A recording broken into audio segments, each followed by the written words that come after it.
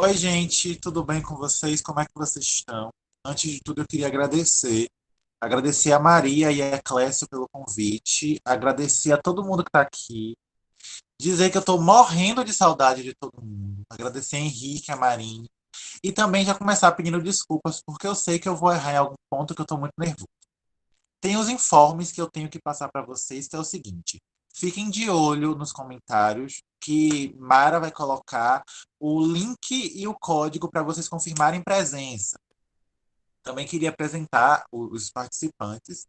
João Clécio, que é do terceiro ano de edificações e faz parte do Grêmio.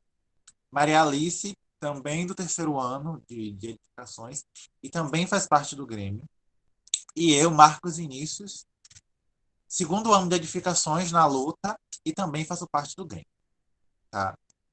Também queria informar que aos participantes, o pessoal que quiser participar, deixando um comentário aí, eu vou estar anotando e nos 10 minutos a gente fala com vocês.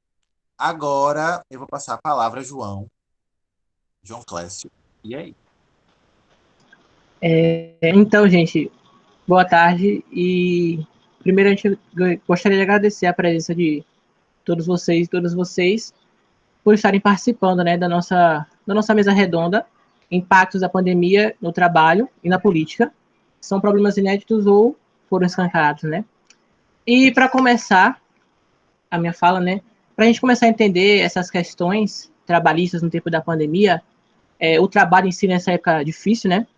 A gente precisa entender que a sociedade capitalista ela é dividida em duas classes sociais, segundo Karl Marx, que possuem interesses diferentes. Enquanto que os trabalhadores, de um lado, buscam melhores condições de trabalho, melhores salários, os empresários, do outro lado, buscam o aumento do lucro e a expansão de suas empresas. Só que esses conflitos eles não são de agora. É necessário a gente voltar ao início de todo esse processo para conhecer suas origens. Tudo começa com o surgimento do liberalismo, que foi uma corrente econômica e política, filosófica, com bases delimitadas por John Locke, que foi um filósofo inglês.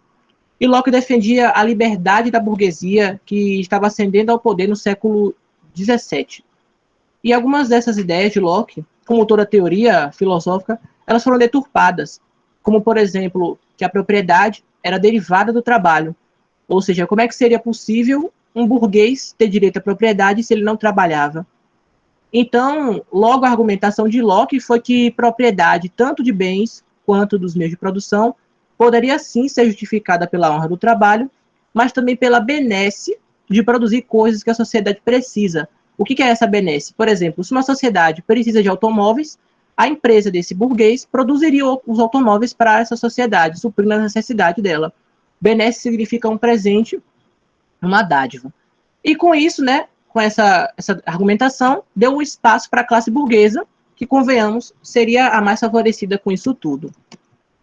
Essa corrente filosófica se espalha pela Europa durante os séculos XVII e XVIII e é defendida por uma burguesia que queria se ver livre do absolutismo e ter total liberdade para expandir seus negócios.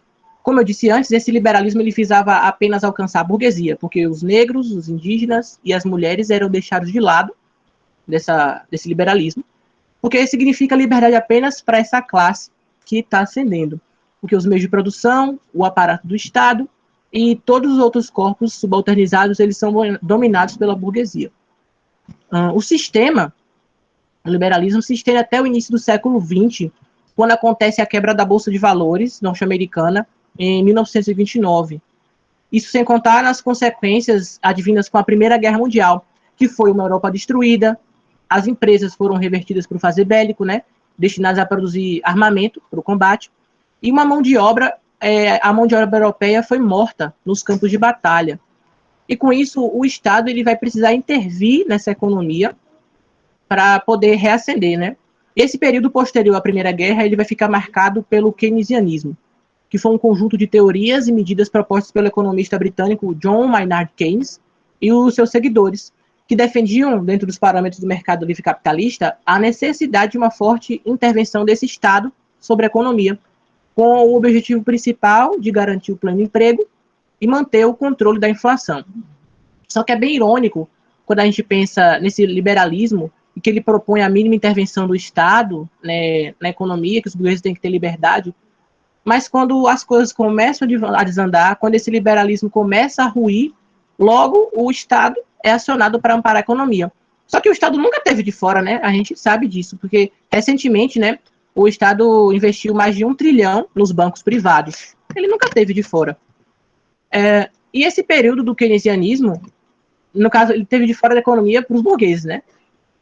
E esse período do keynesianismo ele permanece até meados da década de 70, 80, quando ele vai entrar em crise, assim como o liberalismo. E é aí que o neoliberalismo surge como uma nova doutrina econômica, uma nova forma de organizar a economia capitalista, né? Novo liberalismo, novo liberalismo. E foi baseado em teorias formuladas pelo economista austríaco Friedrich Hayek, com seu livro chamado O Caminho da Servidão. Foi escrito em 1944 e venceu até o Prêmio Nobel de Economia em 1974. E também o economista ucraniano Ludwig von Mises. Isso. E o seu surgimento, no caso do neoliberalismo, se deu em 3 principais países onde essa doutrina se destacou. Foram eles o Chile, durante o governo de Augusto Pinochet, a Inglaterra, durante o período de Margaret Thatcher, e os Estados Unidos, durante o governo de Ronald Reagan. Seus princípios, eles se baseiam na mínima intervenção do Estado na economia, assim como no liberalismo, na abertura econômica, sem grandes políticas protecionistas, nas privatizações, dando mais poder a essas empresas, na flexibilização das leis trabalhistas, onde o Estado ele vai reduzir os direitos, vai mudar a legislação trabalhista, a fim de que a iniciativa privada ela tenha mais poder de barganha junto ao trabalhador. E é aí que essas empresas elas se aproveitam do trabalhador, né, intensificando e ampliando a exploração da força de trabalho e desmontando coletivos de trabalho e de resistência sindical corporativa. E, por último, a desburocratização, onde o Estado trabalha para ficar de fora do conjunto econômico com o objetivo de reduzir os gastos públicos. Esse neoliberalismo ele ganha mais força nos anos 90. 1990 foi o mesmo ano em que ele chegou ao Brasil em 2 fases. A primeira foi durante o governo Fernando Collor de Mello, com várias empresas sendo privatizadas, como a Uzi Minas, a Copesul, a Acesita e por aí vai. E a segunda fase é durante o governo de Fernando Henrique Cardoso, com ainda mais privatizações, como o sistema Telebrás, a Light Serviços de Eletricidade S.A. e a famosa Vale, que foi responsável pelos crimes em Brumadinho e Mariana.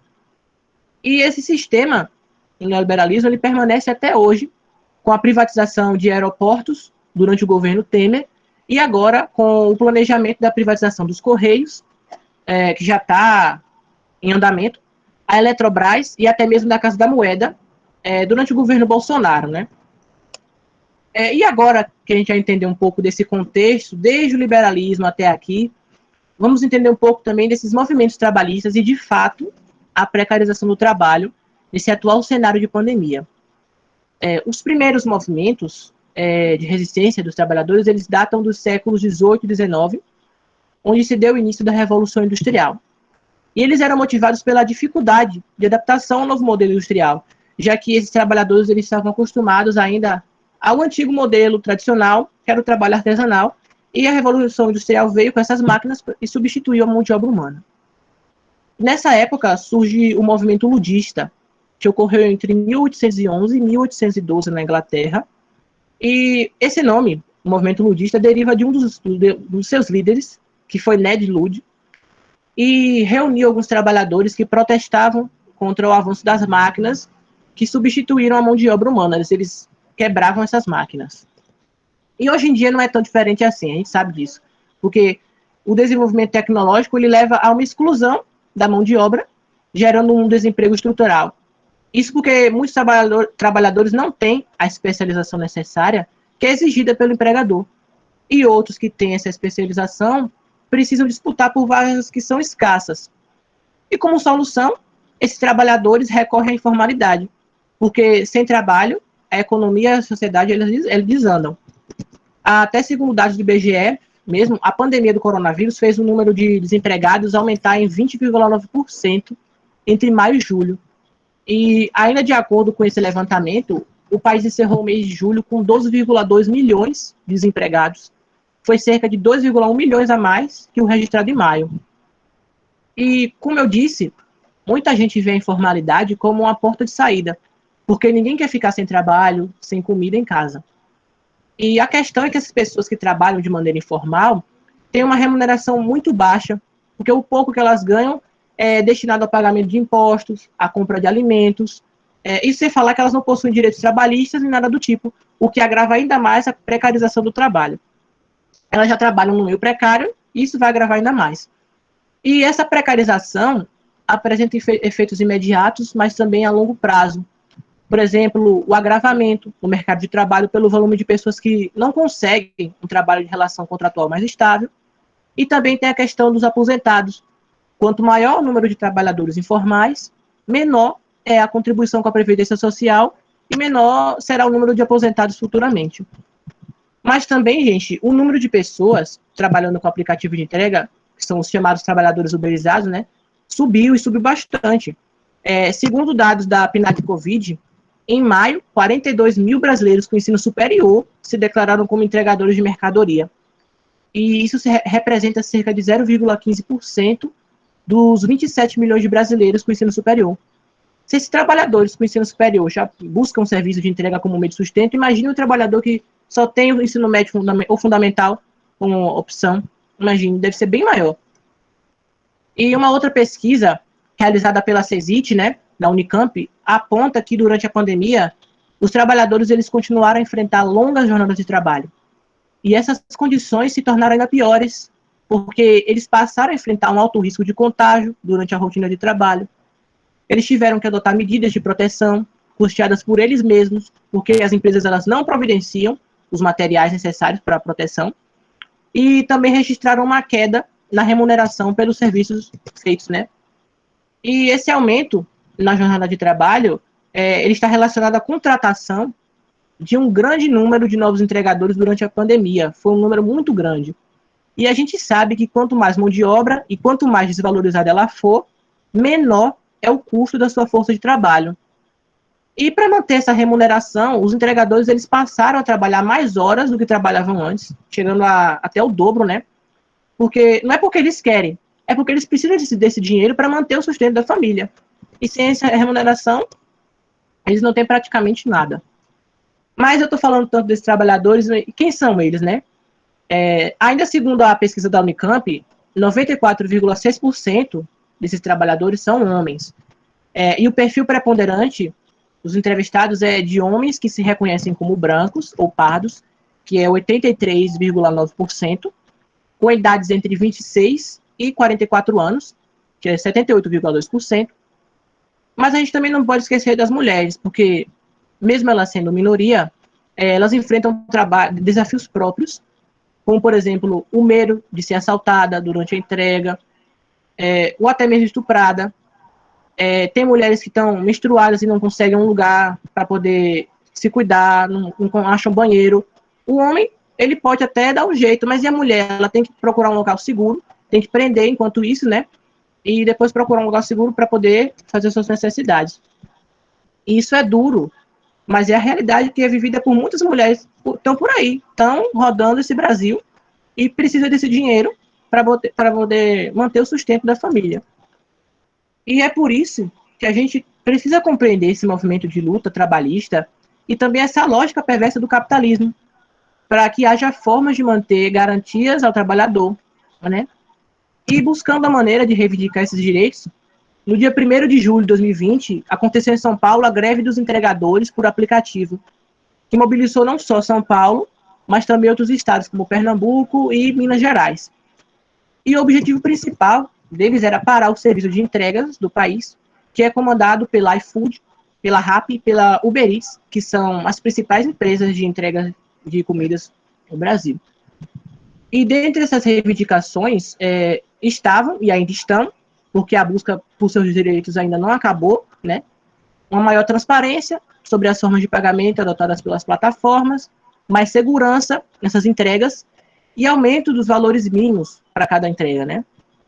E também ainda há relatos de alguns entregadores que são desligados dos aplicativos sem um aviso prévio, simplesmente por eles estarem no movimento exigindo seus direitos. Então, eles queriam, pelo menos, que fosse dado um aviso prévio de que eles seriam desligados, do que, de uma hora para outra, eles não poderem trabalhar mais.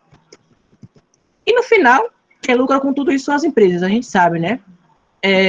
Segundo, eu vi uma notícia de que o dono da Amazon, né, que é Jeff Bezos, ele aumentou durante a pandemia sua riqueza em 24 bilhões. Para você ter uma ideia, 24 bilhões, ele ficou mais rico. E a gente sabe que não é de hoje que acontece esse tipo de coisa, né? Até mesmo, como vai dizer a professora Graça Druck, a crise da Covid-19, ela sintetiza até onde esse capitalismo pode chegar. E a pandemia, ela evidenciou e colocou à nu na realidade uma grande tragédia neoliberal que a gente já vinha vivendo. A gente já vivia o aumento da desigualdade social, já vivia o aumento do desemprego, a gente tinha uma concentração de renda muito grande das mãos da elite, acontecia também a retirada de direitos importantes do trabalhador. São resultados de ações e contra-reformas dos governos, né? Como a reforma trabalhista, a reforma da Previdência. Já tínhamos, no quadro geral, uma crise social. E, além disso, a gente tem um governo com uma natureza neofascista e que tem demonstrado essa característica mais fortemente na sua atuação frente à pandemia, ao dizer que não é só uma gripezinha, que o presidente não é coveiro para saber o número de mortes pela doença, né? Enfim, tá aí para todo mundo ver, né? Só não ver quem não quer. E para finalizar a minha fala, né? Eu acho que deve estar meu tempo, já deve estar acabando. Eu gostaria de fazer um breve comentário sobre o que eu espero desse mercado de trabalho no futuro. Porque, para quem não sabe, eu estou no terceiro ano do curso de certificações no IFBA, e ano que vem eu vou prestar ENEM, eu e minha colega, minha amiga Maria Alice. Só que eu ainda não sei exatamente o que eu quero fazer, porque são muitas opções que eu me interesso, mas ao mesmo tempo eu vejo que nenhuma delas vai realmente me trazer um lucro de imediato.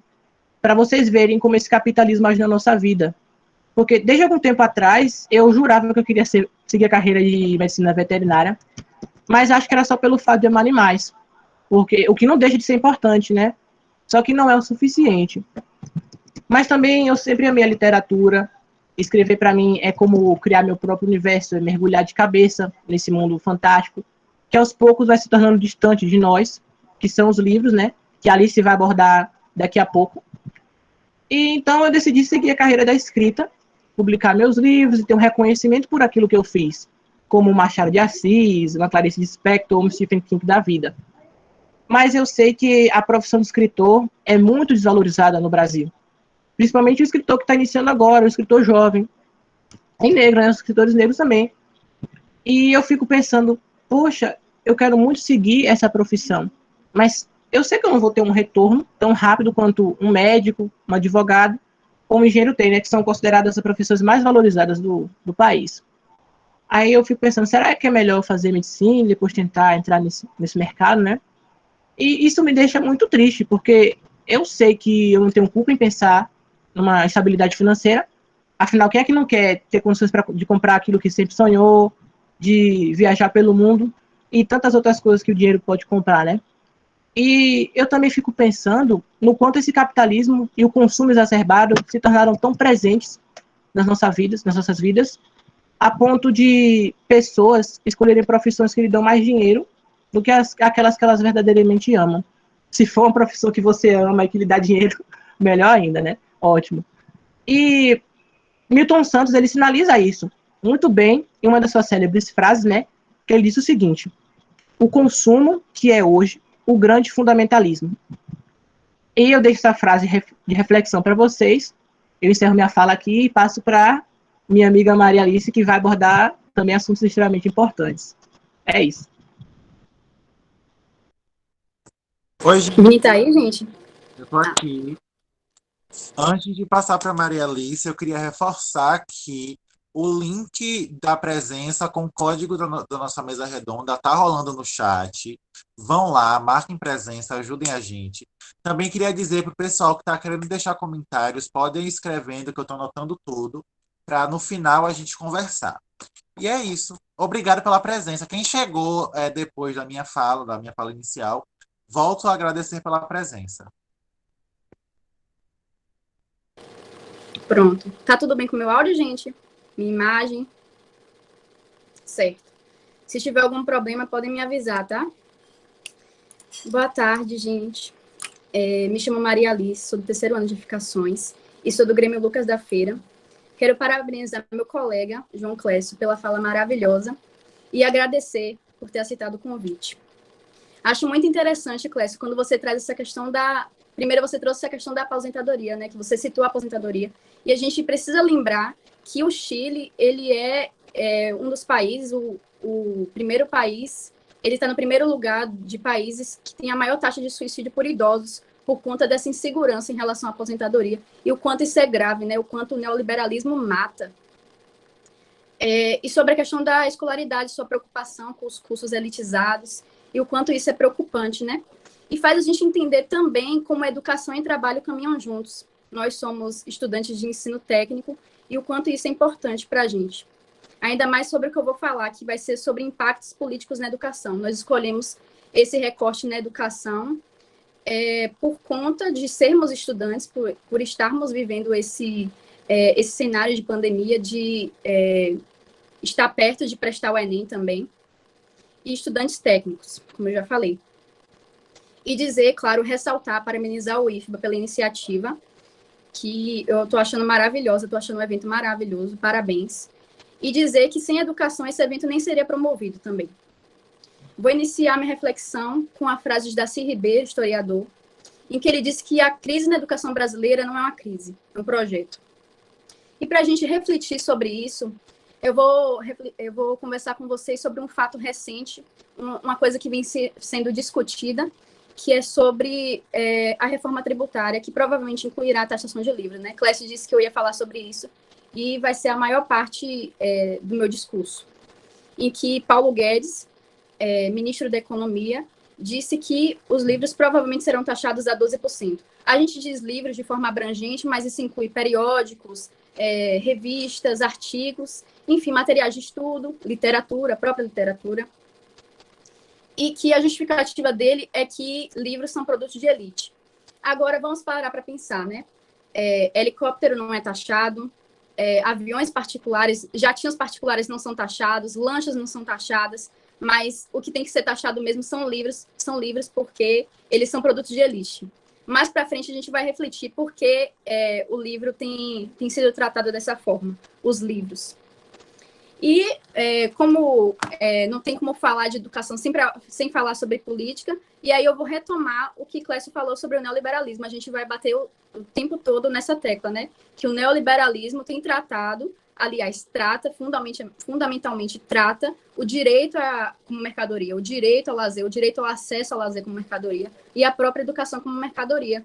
Um exemplo disso é o desmonte com as escolas públicas, né?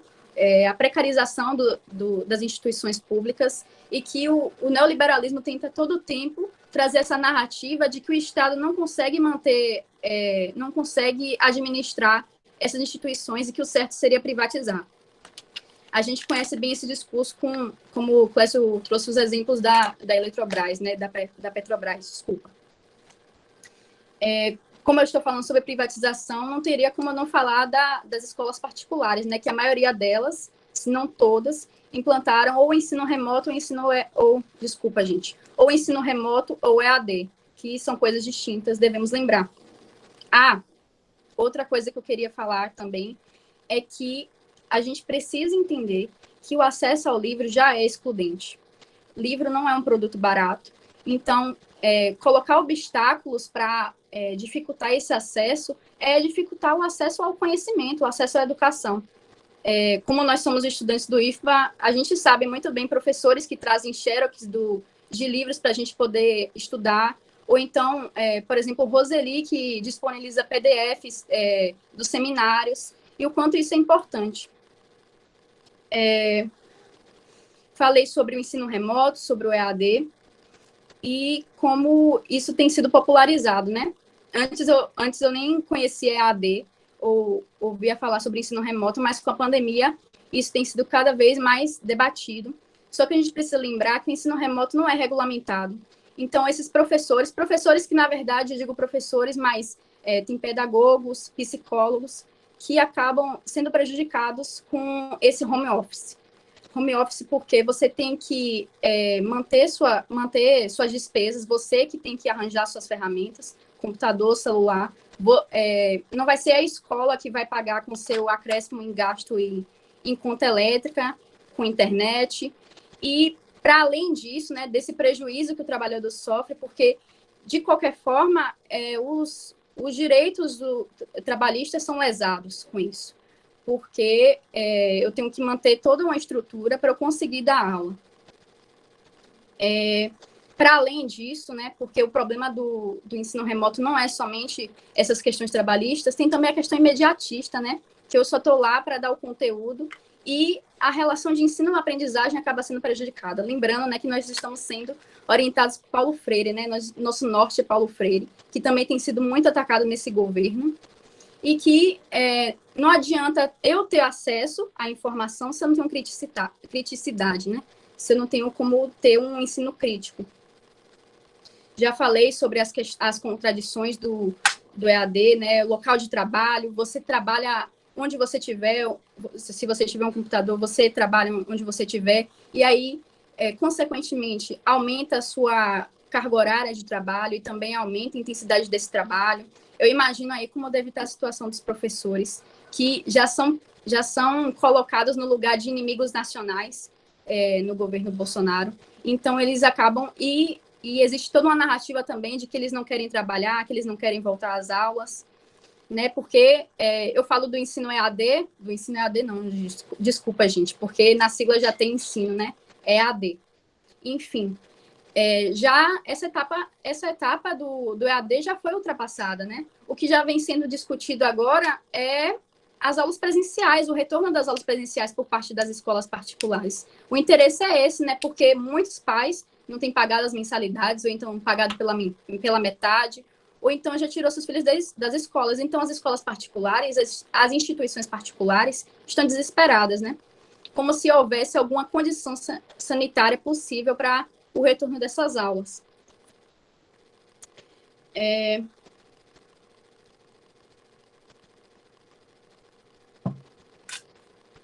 Voltando. Já falei, né, que nossa discussão vai ser em torno dos livros, em torno de Paulo Freire também, em torno dessa reforma tributária que inclui a taxação, que provavelmente incluirá a taxação. Então, só retomando para vocês que essa limitação do conhecimento e que esse governo neoliberal acaba unindo o útil ao agradável. Por quê? Eu limito o acesso ao conhecimento, ao mesmo tempo que eu taxo os livros, entendeu? Eu acabo tornando eles mais caros. Eu acabo ganhando com isso. Não é à toa que Paulo Guedes, ministro da Economia, ele é executivo de um grupo econômico chamado Bonzano Investimentos. O mais engraçado disso, por coincidência do destino, Bonzano lembra Bolsonaro, né? Tanto que não precisa de uma pesquisa de 5 minutos no Google para você procurar manchetes que dizem coisas do tipo governo Bolsonaro ajuda grupos econômicos de Paulo Guedes. Nossa, né? Nem sei qual é a relação disso, nem sei qual é a coincidência disso. Nunca saberei. Inclusive, vou mostrar uma imagem para vocês depois. Voltando, vocês conseguem entender agora, gente, qual é a coincidência entre Paulo Guedes querer taxar os livros, querer dizer que ele é produto de elite, e ao mesmo tempo ele ser executivo de um grupo econômico, a Bolsonaro Investimentos, que uma das áreas de atuação é a educação? Então, isso é muito grave. Certo? E outra coisa sincera que eu vou dizer para vocês, né, gente? Vamos ser francos, né? Queimar os livros em 2020 é muito óbvio. E proibir também não vai dar certo. Então, o jeito mesmo é taxar eles para tornar excludente, para tornar mais complicado. Outra coisa também, genocídio também é óbvio em 2020. Genocídio de povos ribeirinhos, indígenas, jovens negros e periféricos, mas o próprio Estado justifica com a legítima defesa, né? Mas, antes de tudo, como o nosso tema envolve uma pergunta, né, problemas inéditos ou escancarados, eu acho que a primeira coisa que a gente precisa pensar é o Brasil que... desculpa, gente. Qual foi o Brasil que a pandemia encontrou? E aí, Clécio já falou sobre os índices de desemprego, sobre as questões trabalhistas, e outra coisa que eu queria que ficasse claro para vocês é que grande parte desses... Porque desde o início da pandemia a gente falou sobre trabalhos essenciais que só os trabalhadores essenciais devem ir para as ruas, no caso, no início da pandemia, né? E que grande parte desses trabalhadores essenciais são os entregadores por aplicativo, são os trabalhadores superexplorados, são os subempregados, os trabalhadores terceirizados. Por quê? O que é mais importante na pandemia, se não a entrega de remédios e de comida? Então, eles cumprem uma função social importantíssima. Praticamente não. É exatamente um trabalho de reprodução social, porque sem isso eu não consigo manter a... Estão morrendo várias pessoas todos os dias, mas sem esses trabalhos morreriam muito mais. Ainda mais que a gente precisa lembrar que estão morrendo tantas pessoas por culpa do governo também. Outra coisa que eu queria salientar, que aí depois de discutir sobre tudo isso, sobre essa questão política, sobre essa conjuntura política, que existe um mito de que o Brasil, o nosso país, é um país amistoso, receptivo, cordial, e depois de ver tudo isso, vocês conseguem entender que isso tudo é um mito, que isso tudo é uma mentira, esse país nunca existiu, certo? Porque, por conta dessas questões, né, nós temos um país também racista, LGBTfóbico, misógino, e as taxas de feminicídio durante a pandemia têm mostrado isso também. Queria aproveitar e mostrar para vocês uma pessoa que representa bem essa elite escravista e latifundiária, que é o Paulo Guedes. Gente, eu não quis apresentar slide porque a gente sabe como são as questões da internet. Às vezes a internet cai e como a gente já está apresentando com câmera aberta, então pode ficar cada vez mais instável. Então eu preferi imprimir mesmo. Para mim, esse slide, ó, essa foto representa bem, lembrando que ela virou meme também. A frase do meme era: se você está sentindo um vazio existencial, lembre da estante de Paulo Guedes. Ó, não tem livro nenhum. E logo ele que diz que livro é produto de elite. Certo. Cômico e trágico, pois é, Janiele. E a partir disso, como a gente está falando tanto de livros, Clécio falou também que adora escrever, a gente está falando... esse homem é um nojo, com certeza, Gabriel. Eu vim trazer meu livro favorito para vocês, que é literatura de terror. Eu sou apaixonada por literatura de terror, que é It, a Coisa, de Stephen King. E a partir dele, eu vim fazer uma analogia para vocês. Eu já vou dar o contexto, porque a gente sabe... Eu adoro, Gabriel. Porque a gente sabe que a internet é instável, que às vezes vai acabar cortando, e eu prefiro citar, porque eu acho que assim eu vou conseguir passar meu objetivo para vocês nesse evento. Deixa eu só beber uma água, tá?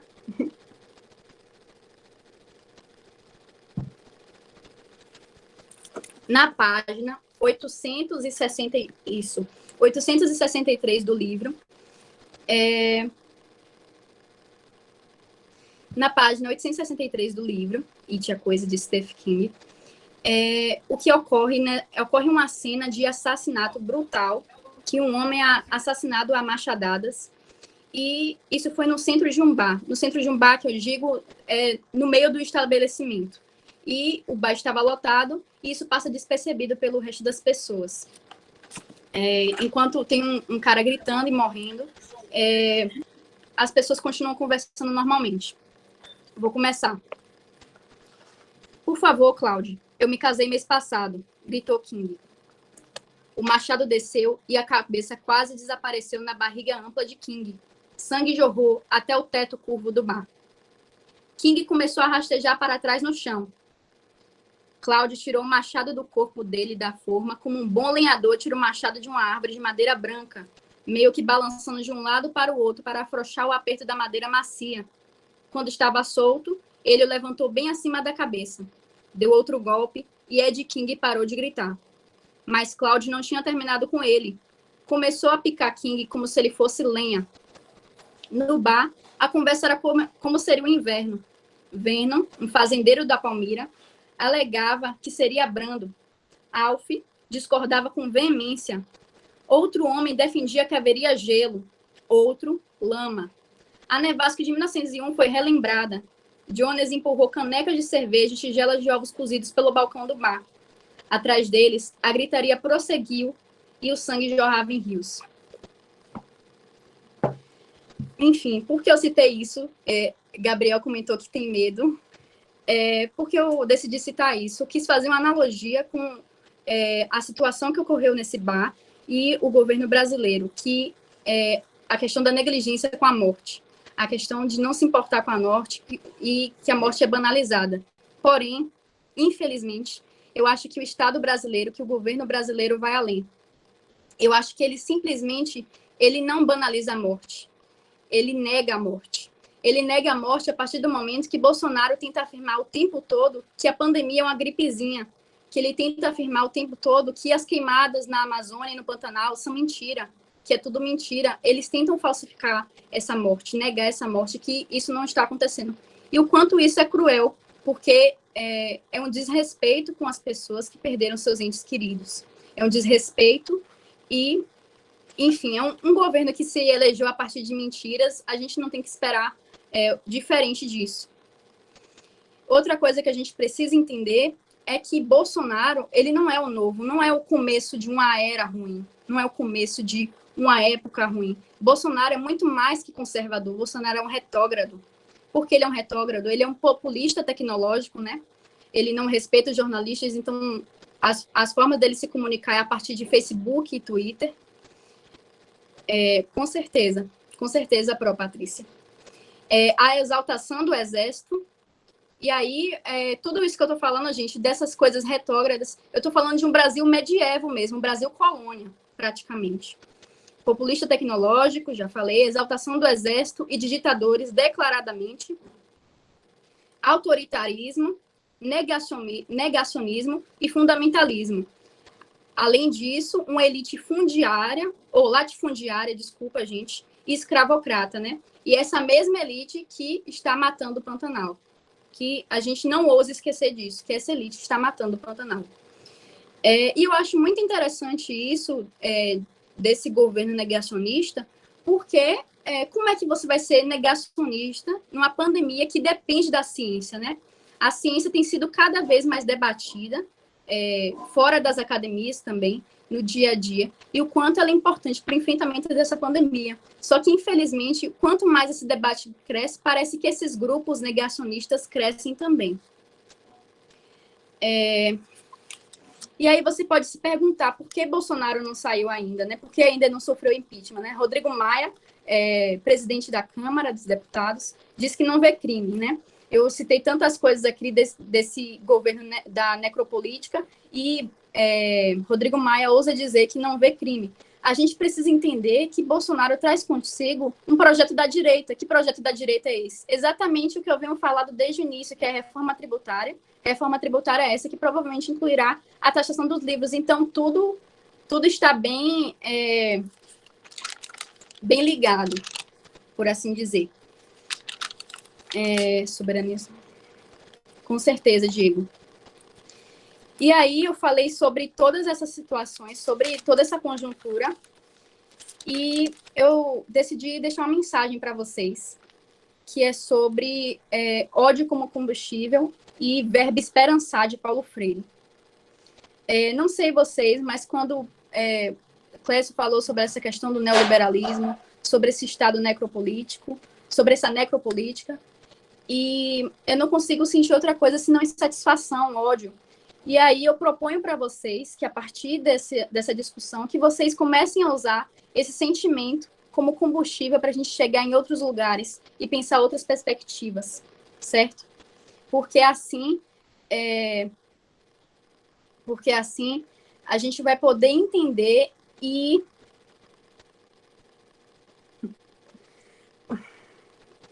certo.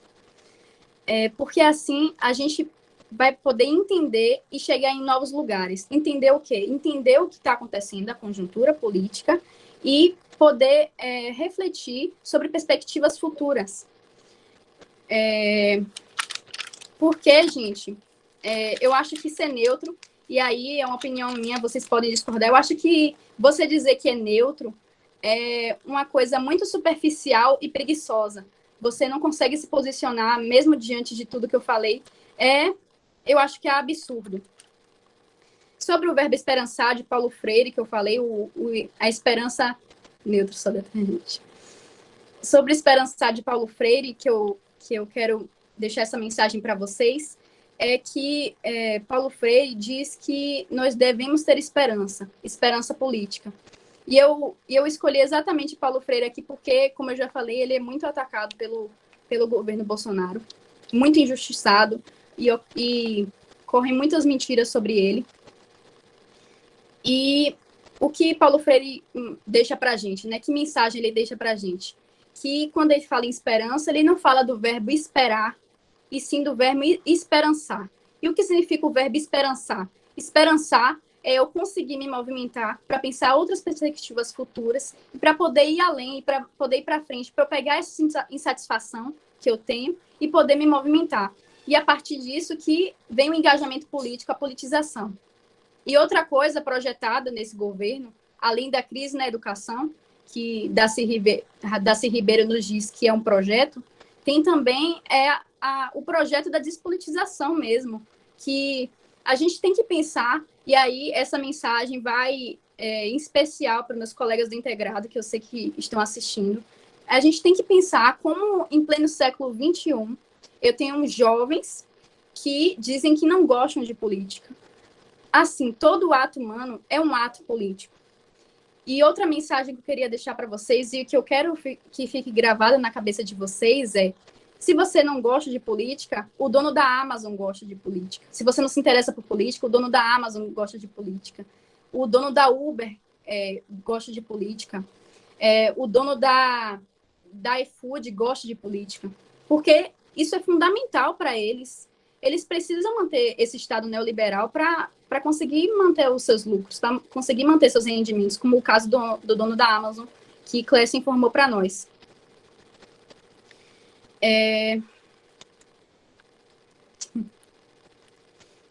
Certo. E aí, gostaria de agradecer de novo por esse evento promovido pelo IFMA. Quando eu falei da relação de ensino-aprendizagem, que, para mim, o ensino remoto deixa isso fraco, é a questão que a relação de ensino-aprendizagem é fragilizada porque não tem criticidade. Eu acho que eu queria parabenizar o IFBA por esse evento, porque eu acho que ele tem feito um trabalho muito importante e conseguiu manter essa relação de ensino-aprendizagem. Por exemplo, eu tive que entrar em contato com a professora Roseli, que eu agradeço muito, muito obrigada. É uma pessoa que eu admiro muito, admiro como professora, admiro como pessoa. Tive que conversar com a Janiele, que também é uma inspiração política para mim, é uma amiga, é uma parceira, e é minha inspiração, porque ela está engajada em várias coisas, ela está engajada no Grêmio, ela participou recentemente das eleições do CONCEP, da FENED também, e eu acho que é isso, gente. Eu acho que você se filiar, por exemplo, a partidos que você se identifica, a sindicatos, no caso de quem é servidor, de quem é trabalhador, ou então a grêmios, a diretores acadêmicos, eu acho que já é um grande passo para acabar com essa despolitização generalizada. Muito obrigada, gente, pela atenção. Queria agradecer de novo por Clécio por ter aceitado o convite, a Vinícius por ter aceitado o convite como mediador, a Janiele, que me inspira tanto, que me ajudou nessa conversa sobre politização, porque, de fato, ela é uma inspiração para mim, uma inspiração política para mim, ainda mais que ela é jovem e tá em tudo. Agradecer a professora Roseli, maravilhosa. É uma professora que eu estou morrendo de saudades, que eu gosto muito, e que esse evento possibilitou que eu pudesse me comunicar com ela e comunicar com meus amigos. E é isso, eu gostaria de parabenizar. Eu acho que o evento tem mantido essa coisa que a gente quer priorizar do ensino e da aprendizagem. Deixa eu dar uma olhada no meu tempo. E que ela ajudou a gente. Se a gente está aqui apresentando, foi porque ela deu informações fidedignas, ela nos ajudou com dados, ela já é praticamente a terceira vez que ela vê essa apresentação, então eu estou muito feliz. É isso. Oi, gente. Antes de passar para os comentários, eu queria reiterar o que a Alice falou, porque assim, eu moro numa cidade muito pequena, Amélia Rodrigues, e a população jovem daqui da cidade tem se esquivado muito da política, do fato de dar a cara na política. E uma das coisas que eu escuto muito é: eu não gosto de política. E uma das coisas que eu explico muito é: tudo que você faz tem a ver com política. E a gente, como jovem, precisa se envolver na política, porque mais para frente é a gente que vai viver as decisões que a geração passada está tomando agora. Se a gente não se intromete, não diz, ó, eu que vou viver o futuro, acho que é assim, ou as coisas não mudam, as coisas vão continuar a mesma. Agora, vamos para os comentários. Nós temos vários refrescos, várias coisas maravilhosas. Primeiro comentário vai para João Clécio. Deixa eu só achar aqui que eu tirei print de tudo. Mudei até de cenário e vim para o computador. Cadê, cadê, cadê? Achei. João, se o neoliberalismo nessa pandemia evidencia as tragédias sociais, por que antes não tornavam o protagonista? Desculpa a minha leitura que está horrível. O que impede o Estado e a sociedade de ver a desigualdade social a partir desse a, a parte gritante? Quem mandou essa pergunta foi Gabriel Santana. João, você responde para mim, por favor? Tá todo mundo me ouvindo, gente? Dá para me ouvir? Estão me ouvindo? Sim, pronto. Tá sim, Então, João. Gabriel, eu anotei algumas coisas aqui, né? E aí, como eu falei, a gente já vivia isso. E essas coisas estão sendo mais evidentes agora por conta da pandemia, porque as pessoas estão em casa, elas estão procurando nessa agonia, eu quero ver alguma coisa, quero me informar. Nessa agonia por informação, elas acabam lendo todas essas matérias que vêm à tona. E a gente sabe que esse governo está se mostrando muito mais incompetente agora, né? Ele já era incompetente naquele tempo, mas agora piorou. E por conta dessa pandemia, esses problemas eles se tornaram mais evidentes, né? Porque o governo mostra quem ele é de verdade. A mídia também, ela auxilia, mesmo que ela tenha os próprios interesses. A gente sabe que a mídia ela não é boazinha, ela também tem os seus interesses. E na tentativa de derrubar esse governo, ela também, principalmente a Rede Globo, evidencia esses problemas, né? Tornam públicos. E também, por conta desse momento difícil que a gente está passando, essas desigualdades pioraram, porque as pessoas estão impedidas de trabalhar, não têm o que comer, e esse número aumenta cada vez mais, né? Principalmente agora que o auxílio diminuiu para 300, era 600, agora 300, e com 300 reais as pessoas não conseguem pagar suas contas direito, veja lá, comprar alimento. E o que impede que nós possamos ver esses problemas é nós mesmos e o próprio Estado, né? Porque, como falou, o jovem de hoje, ele não se, a maior parte, no caso, não se interessa por política. Eu sou neutro, como o Jané falou, neutro é detergente. Ele não se interessa por política, ele não quer saber disso, ele prefere se abster. Não, gente, eu prefiro não me posicionar. Então, por isso, a gente fecha os olhos para esses problemas que já estão aí na nossa cara faz muito tempo. E o Estado também, que não é luta, né, mas faz com que a gente também não veja esses problemas. O Bolsonaro me falou que o Brasil é um dos países que está melhor lidando com a pandemia, e quem acredita nele vai aplaudir, né? E a gente sabe que quem aplaude ele é quem também tem esse mesmo pensamento, ou é bom. Então é isso, eu gostaria de responder isso. Mais alguma pergunta? O próximo refresco vai para Maria Alice. Foi Mari Horta que comentou. Dizer: Mari, estou com muita saudade de você, tá ali na biblioteca.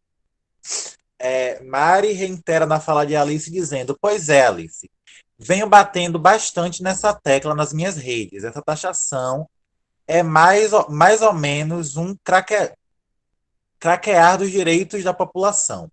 O direito à informação, o direito à leitura e tantos outros direitos que estão associados. Tem mais comentários aqui. Maria Alice, você está aí, amiga? Oi, tô aqui. Pode falar, tô ouvindo tudo. Gabriel. Maria, não é de hoje que a discussão da privatização toma conta de Petrobras, SUS, educação, enfim.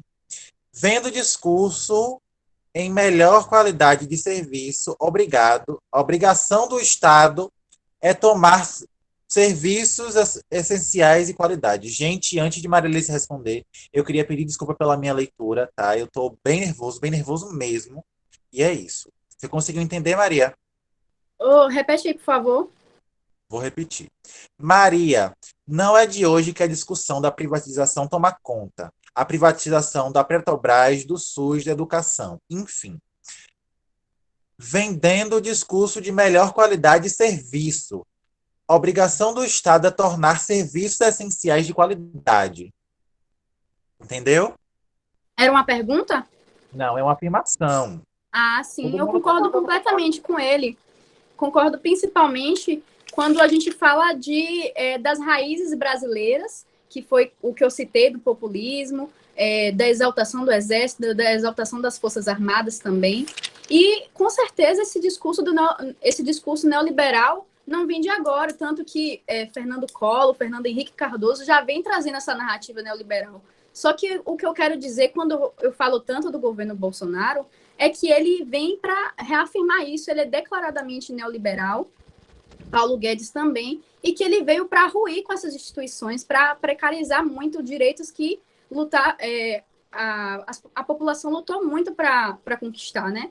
Ele declaradamente pegou, como eu já falei também, os professores, os servidores públicos como inimigos nacionais. E outro dado que eu queria trazer também é que ele fala tanto da mamata, que não sei o quê, mas o Brasil é tem os índices mais baixos, tem a menor quantidade de servidores públicos do mundo. É o país que tem menos servidores, um dos que tem menos servidores públicos no mundo. É só você pegar a quantidade de servidores que tem em cada país, sabe?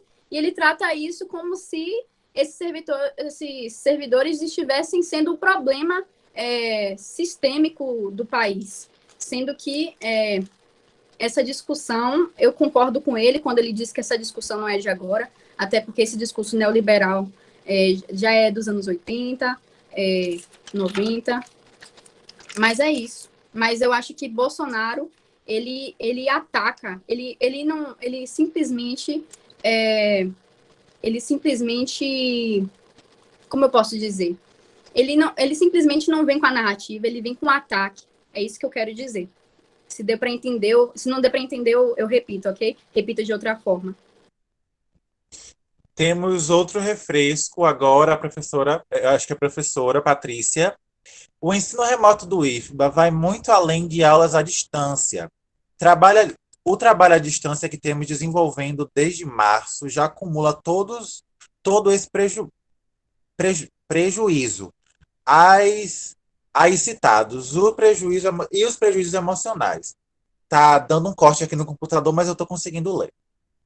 A gente tem muito comentário e eu estou selecionando um de cada pessoa porque tem muita coisa para falar e a gente tem pouquíssimo tempo. Você quer responder esse, Alice? Quero sim. Eu concordo com a professora Patrícia. Inclusive, também é uma professora que eu estou com saudades. E aproveitando também que ela é professora e mãe, outra coisa que a gente precisa falar também é sobre essa jornada de trabalho de mulheres e professoras. E a gente fala também da educação básica, né? Por exemplo, professoras da educação básica, porque a maioria das professoras da educação básica são à frente feminina, né? No tanto que eu falei professoras, né? No feminino. E elas ainda têm que lidar, por exemplo, a maioria delas, grande parte delas, tem que lidar com essa questão do home office, tem que lidar com as questões dos filhos, tem que lidar com a questão da casa. Então, essa jornada tem sido ainda mais cansativa, né? A professora também falou desse abalo emocional, e como tem sido exaustivo, né? É isso. Então, gente, nosso tempinho está acabando. Foi um prazer estar aqui.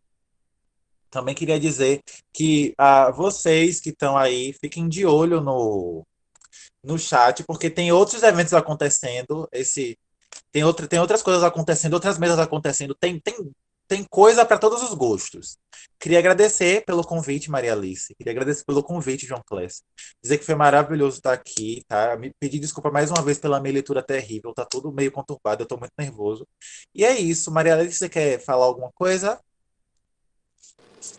Eu queria agradecer mais uma vez por você ter aceitado, por Clécio ter aceitado, por Janiele ter conversado comigo e ter acompanhado também essas reuniões, e por professora Roseli por ter nos orientado. Eu acho que isso foi fundamental para a gente ter o resultado. Eu estou satisfeita com o resultado e estou muito feliz. Eu queria dizer também que você não precisa estar nervoso, sabe? Porque eu estou vivendo esse momento junto com você. Essa é a minha primeira mesa, e minha primeira mesa redonda, eu falando na frente do celular, só vendo os comentários subindo e só olhando para você.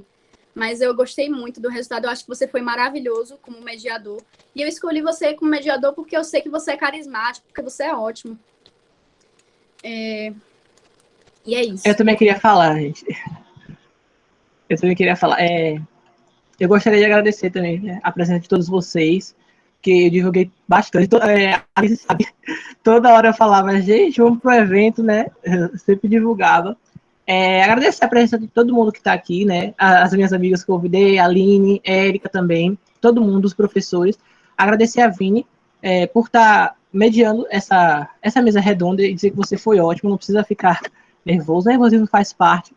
Agradecer o convite de Alice por ter me convidado, né, para apresentar junto com ela. Agradecer também a orientação da Pro Roseli, porque a gente estudando é uma coisa, e agora com a orientação de um professor é uma coisa totalmente diferente, né? Porque a gente não sabe se guiar sozinho, a gente precisa também de uma orientação, uma ajuda. E a professora Roseli foi essencial nesse nosso estudo, para a gente poder estar aqui apresentando para vocês. Quer dizer isso. Eu também queria reiterar aqui uma fala do início e do meio, que o link para você confirmar sua presença ainda está rolando aí no chat. Você ainda tem 30 minutos, depois que tudo aqui acabar, você ainda tem 30 minutos para ir lá confirmar sua presença. Se você não fez, faça. Queria agradecer a Roseli, dizer que foi maravilhoso naquela manhã, escutar a voz dela, escutar cada conselho de Roseli. Agradecer pelos comentários que o pessoal estão fazendo aí. Dizer que foi maravilhoso, mais uma vez, Alice, que a ideia do evento, do que está acontecendo, é incluir a gente que está, sabe, largado sem eira nem beira, a gente que está na pandemia, se sentindo mal, bastante, porque não pode estar ajudando, não está naquilo de estou com o meu colega, estou na minha escola. Esse evento traz todo mundo de volta e diz, ó, a gente está unido, mesmo distante. Agradecer a Marta, agradecer a Letusa, agradecer a todo mundo que está aí, a Marcela, a Fran, pessoal que eu realmente ainda não conheço, espero que um dia eu possa conhecer. Dizer que está sendo maravilhoso estar aqui. Dizer que vocês não percam nada do evento. Nada, nada, nada. Como eu disse anteriormente, tem tudo para todo mundo. Tem coisa para vários gostos. Queriam convidar vocês para amanhã também. Minha outra mesa redonda vai ser com a professora Letusa e com a aluna Emily Santana. A gente vai discutir sobre o filme O Poço. Então eu espero todo mundo lá. E é isso, gente. Eu posso falar rapidinho? Eu sei que já é 1 hora em ponto, mas eu posso falar uma coisa rapidinho? Fale. Realmente ressaltar que foi muito importante isso para a gente, mas infelizmente, por conta da exclusão digital, muitos colegas meus não puderam estar aqui e que eu acho que gostariam de estar aqui. Mas eu acho que o IFBA, dentro das possibilidades, conseguiu criar um evento que, como eu já falei, conseguiu manter a relação de ensino-aprendizagem, porque eu tive que entrar em contato com professor, com colegas, ver as vivências de colegas também. E eu espero que consigam colaborar para reverter essa realidade por parte dos alunos, dessa exclusão digital, que infelizmente tem atingido a maioria de nossos colegas, né, Clécio? É só isso. Agora eu não vou falar mais. Chega de palestrinha. Tchau, tchau para esse pessoal. Foi um prazer, tá? Dizer que agora vocês olhem aí no feed que vai acontecer um negócio depois daqui, vocês conseguem ir para lá. Deu o nosso horário, quem quiser sair pode sair. Foi maravilhoso estar aqui com vocês e é isso.